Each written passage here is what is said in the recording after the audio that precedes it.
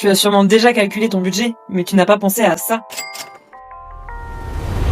Aujourd'hui, je vais te montrer les 3 coûts qu'on oublie trop souvent en immobilier.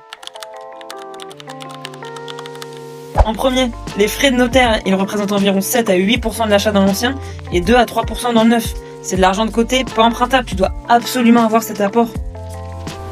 On a aussi les travaux. En tant que propriétaire, tu dois prévoir un budget annuel. Il est souvent estimé entre 1% et 1,5% de la valeur de ton bien pour l'entretien et les réparations imprévues. On a aussi un budget annexe qui peut se mettre à tout ça, avec la peinture, les décorations, les frais de déménagement et d'ameublement, certes, qui sont moins chers, mais qu'il faut quand même prendre en compte lors de l'évaluation. Et en dernier, on a bien évidemment l'immanquable, les frais de détention et les charges courantes. Ces frais récurrents pèsent sur ton budget mensuel ou annuel, à commencer déjà par les impôts. La taxe foncière, l'acheteur doit généralement rembourser au vendeur une quote-part au prorata. La taxe d'habitation, elle peut encore s'appliquer et varie dans certains cas pour les résidences secondaires.